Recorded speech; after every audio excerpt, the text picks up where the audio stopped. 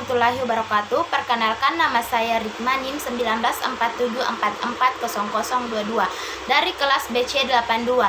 Di sini saya akan menjelaskan sedikit tentang guru profesional, tantangan serta solusi yang dapat diberikan.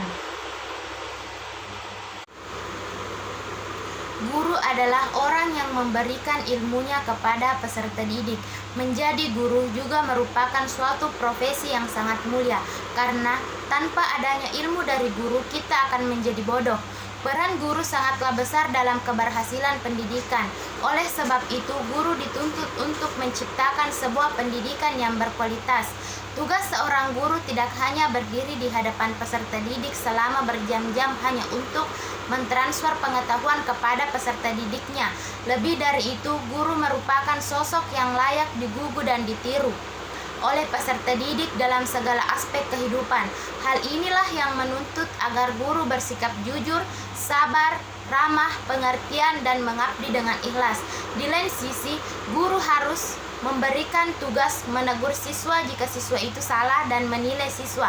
Seorang guru dalam mendidik dituntut untuk mengerti dan memahami pikiran dan perasaan siswanya.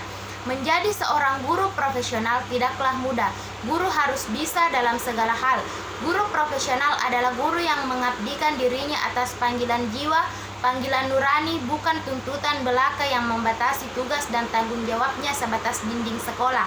Karena dapat kita lihat, menjadi guru, baik guru honorer maupun PNS, ketika mengajar di kelas tidak mampu menciptakan kelas yang disenangi oleh siswa, sehingga siswa merasa bosan.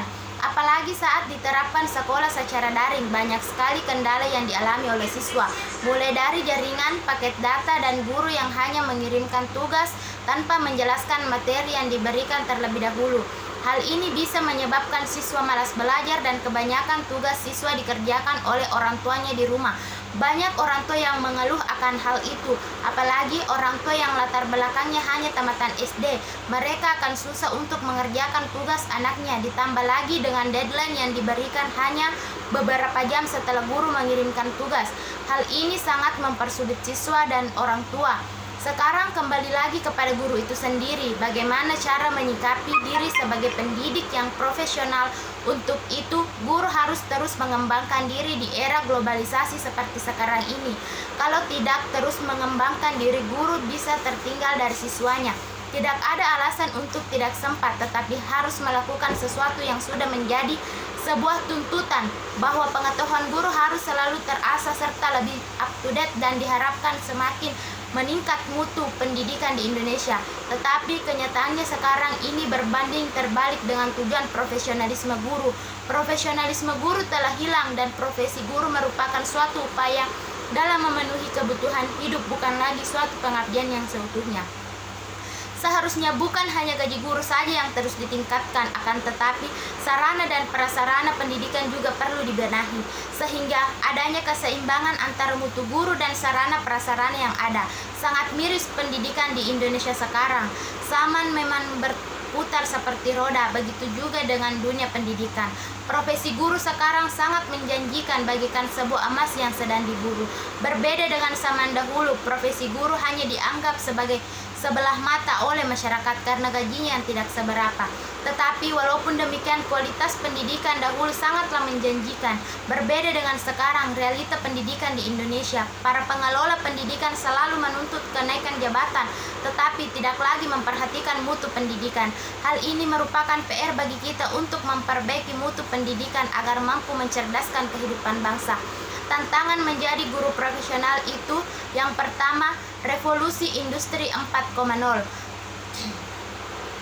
Kondisi tersebut menimbulkan potensi hilangnya sejumlah pekerjaan di masa depan. Inilah yang mesti disiapkan guru terhadap anak muridnya sejak dini.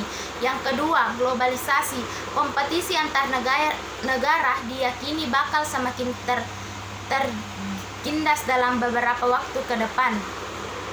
Saat ini saja, Indonesia beserta negara Asia Tenggara telah menyatu dalam Masyarakat Ekonomi ASEAN yang disingkat MEA. Persaingan global tersebut dipandang Supriyono membuat peningkatan kualitas guru menjadi suatu keniscayaan. Dengan begitu, kompetensi anak didik pun bisa semakin baik. Yang ketiga, kebutuhan domestik.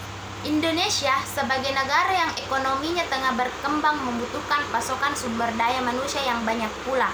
Nah, agar ekonomi suatu negara kuat, tentunya dibutuhkan keandalan dari para penduduknya. Kita mau tak mau mesti mencetak generasi-generasi unggul di masa mendatang. Selanjutnya, bertumbuhnya generasi milenial. Besarnya penduduk muda di Indonesia dipandang sebagai suatu tantangan tersendiri bagi pendidikan Indonesia. Pola-pola pengajaran monoton selayaknya mulai ditinggalkan, sebab generasi milenial lazimnya cepat jenuh dan menyukai kegiatan dinamis. Apalagi media sosial makin berkembang di kalangan generasi milenial. Inilah tantangan bagi guru dan dunia pendidikan Indonesia saat ini. Nah, solusi yang dapat kita lakukan yaitu yang pertama, menempuh pendidikan pada jenjang yang lebih tinggi sesuai kualifikasi akademik.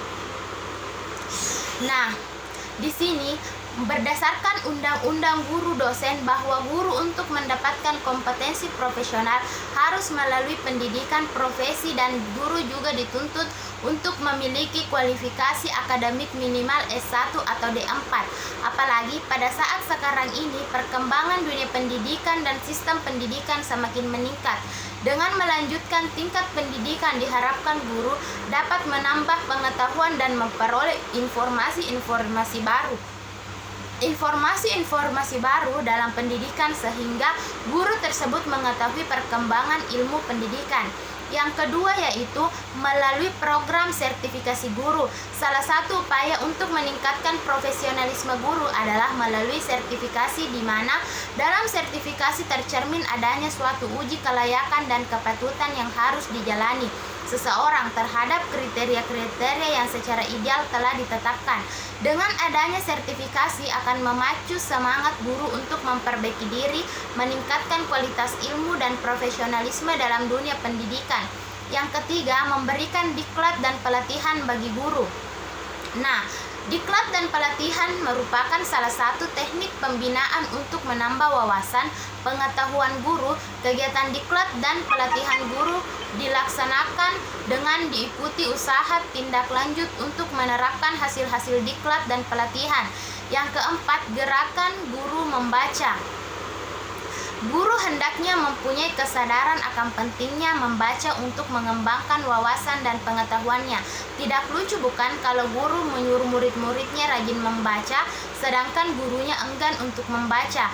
Kita sebagai guru harus lebih serba tahu dibandingkan peserta didik. Untuk itu perlu digalakkan gerakan guru membaca. Dalam hal ini, guru bisa memanfaatkan buku-buku atau media massa yang tersedia di perpustakaan, sekolah, ataupun toko buku. Atau bisa juga dengan mengakses internet tentang hal-hal yang berhubungan dengan spesialisasinya atau pengetahuan umum yang dapat menambah wawasannya. Yang kelima, melalui organisasi KKG, kelompok kerja guru. Salah satu wadah atau tempat yang dapat digunakan untuk membina dan meningkatkan profesional guru sekolah dasar diantaranya melalui KKG. KKG adalah wadah kerjasama guru-guru dan sebagai tempat mendiskusikan masalah yang berkaitan dengan kemampuan profesional, yaitu dalam hal merencanakan, melaksanakan, dan menilai kemajuan murid. Solusi yang keenam yaitu senantiasa produktif dalam menghasilkan karya-karya di bidang pendidikan. Guru hendaknya memiliki kesadaran untuk lebih banyak menulis, terutama mengenai masalah-masalah pendidikan dan pengajaran. Hal ini termasuk salah satu metode untuk dapat meningkatkan kemampuan guru dalam menuangkan konsep-konsep dan gagasan dalam bentuk tulisan. Setiap guru harus sadar dan mau melatih diri jika ia benar-benar ingin menumbuhkan kreativitas dirinya melalui karya tulis, contohnya artikel dan sebagainya.